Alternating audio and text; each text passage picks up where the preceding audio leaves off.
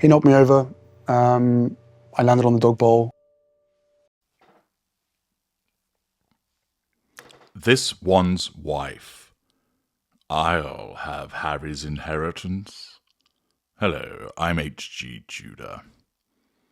You should understand by now that everything that the narcissist does in relation to another person is driven by the pursuit of the prime aims: control and fuel, and sometimes the pursuit of character traits and residual benefits. This one's wife is a mid-range somatic narcissist. Thus, like any other narcissist, she must assert control over those around her, nullify those threats to control. She must draw fuel from people by way of their responses to her.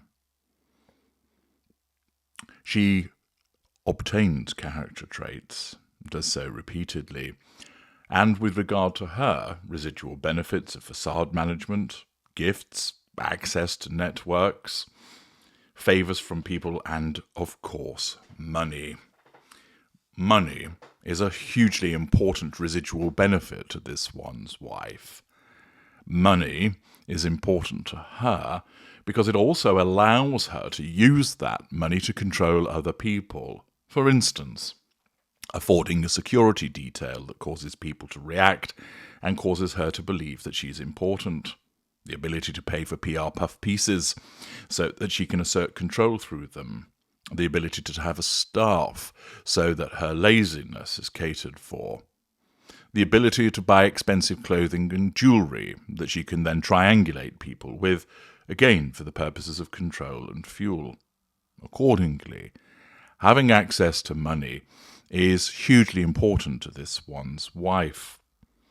It was evident that one of the attracting factors in relation to Harry, after all, it wasn't his intellect, was the fact that he was wealthy. This one's wife evidently thought that he was far wealthier than he actually is, but compared to her, he certainly had more money. She, as a consequence of the various financial demands and requirements that she has, is burning through that dosh pretty quickly. And that's why the deals that they secured were important, and why the financial position is something that is material with regard to the ongoing status of their relationship. I've explained previously that the most likely outcome between this one's wife and Harry is disengagement by the narcissist, that one of the 5 disengagement triggers will be activated, causing this one's wife to get rid of Harry. At the moment, the disengagement triggers have not been activated, and thus the relationship persists. Essentially, should Harry have a breakdown, which is a possibility, he would be of no longer any use to her, and he would be jettisoned. Were she to meet somebody else that had more attractive character traits, better fuel, more extensive residual benefits than Harry, he would be jettisoned. At the moment, he still serves a purpose. And, in relation to the issue of money, something on the horizon may well still be staving off the potential for him to be disengaged. Nika Shaknarova, writing for the New York Post, explains that Prince Harry is set for a huge inheritance on his 40th birthday.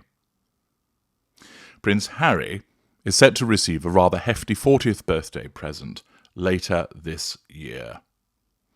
According to a report, the Duke of Sussex will turn 40 on September the 15th, and an eye-popping cash gift awaits him as he ventures into his 40s. Unlike his estranged brother Prince William, who received a ceremonial bell concert, might Harry receive a ceremonial bell end concert, one wonders. Harry will get a huge payout thanks to arrangements made by his late great-grandmother, Queen Elizabeth, the Queen Mother. The late Queen Elizabeth II's mother put $90 million into a trust fund. She did rather well on the horses, didn't she? And she listed that Harry was to access his share of the trust when he turned 40, as one of the fund's stipulations, the Times newspaper reports. The father of 2 is reportedly set to receive a whopping $8.5 million from his share. someone's thinking about all of the PR puff pieces that can be purchased with that. Somebody's purring at the thought of the couture, ill-fitting or otherwise, that might be able to be purchased with that sum of money. This apparently is more than that which William is slated to get. As the heir to the throne, William will in turn benefit from the tax-exempt Duchy of Cornwall, a private estate that funds his public, charitable and private activities. William will benefit from the vast wealth of the Duchy of Cornwall, a private estate that funds the public, charitable and private activities of the King's heir, a source told the outlet. Yes, you just already told us that. Stop filling. As a result, Harry is likely to receive slightly more than half of the £14 million allocated for the brothers. The outlet notes that the hefty sum of money will be a welcome addition to the Duke and Duchess of Sussex's net worth, which currently sits comfortably at about $60 million. Their net worth was largely boosted thanks to the several high-profile projects they've taken on since quitting royal life in 2020 and moving to the United States. Well, it doesn't explain how they arrive at that figure in relation to their net worth. Irrespective of the alleged financial position that this one's wife and Harry have, this windfall will naturally be welcomed by this one's wife because her mentality as a narcissist, as a consequence of that sense of entitlement and absence of boundary recognition, means that she will see that money as hers. I've explained elsewhere how the narcissist regards the property and assets of another person as belonging to them.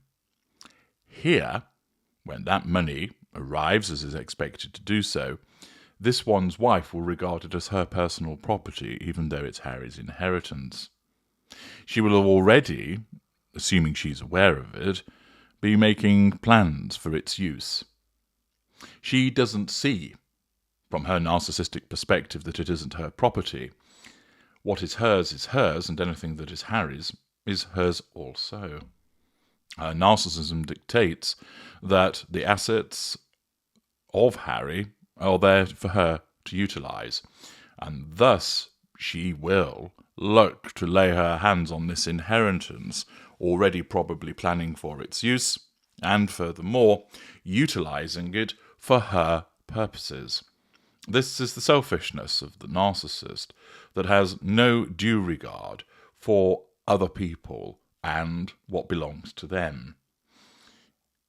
Many of you who've been involved with a narcissist will have recognised that where the narcissist has stolen money from you, taken property that belongs to you, fails to pay their share of the bills, utilises your money to make payments whilst never dipping into their own money, and similar behaviours which exhibit this mentality.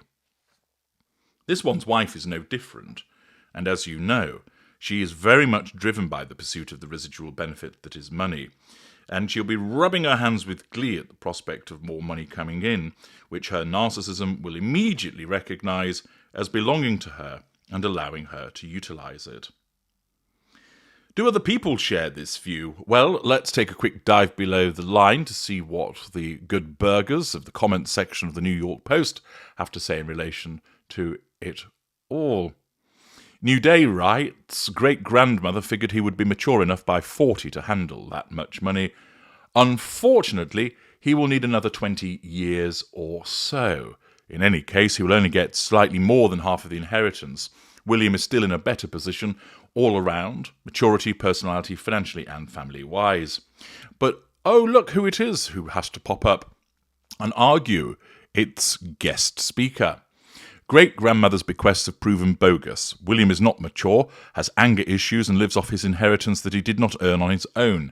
He alienated his own brother, so family-wise, he's not a success. Which, of course, it's often believed that guest speaker is this one's wife.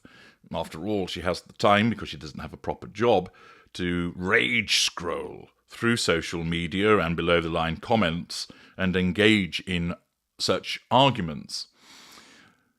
21 responses to what she has to write have come and demonstrates how people are perfectly content to argue with this particular instance. For instance, Pattycake states the only one proven who has shown anger issues is Harry. Which is it this week? Harry left or was pushed out? You always say Prince William has no power. Well, if you've got Harry to go, then he must have plenty of power. HL states, darling Harry is the alienated one, dead to the family, including his own father and previously his grandparents. William doesn't need to have anything to do with deadweight liability, useless Harry and his gutter wife. Prince William is showered with love and goes home to an adoring wife and 3 gorgeous children. What a Fine Day writes, OMG, just when we thought guest speaker went away, she's back.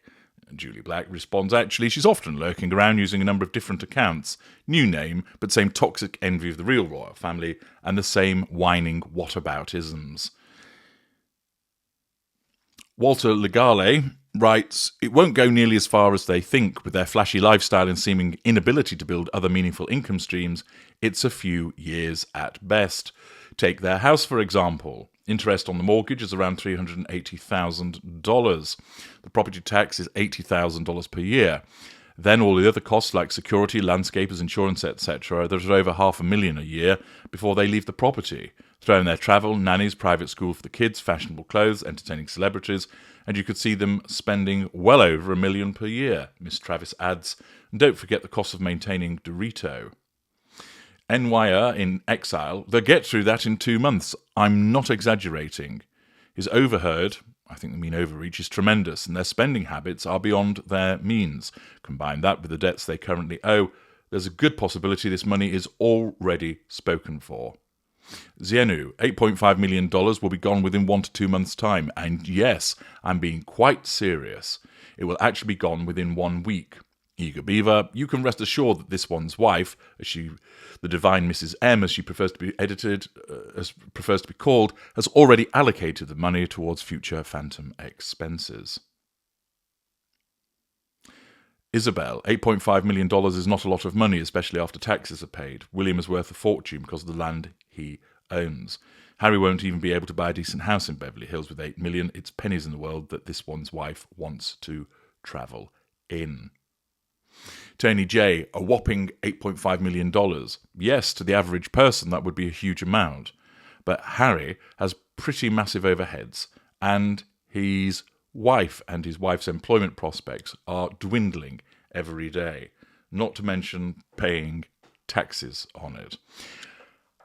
As you'd expect, not much sympathy and people recognising that the money won't last long as a consequence of the substantial overheads and, naturally, the mindset of this one's wife who will regard it as her money. The typical response of the narcissist, and even more so, of a somatic narcissist such as this one's wife. I'm H.G. Tudor. Thank you for listening.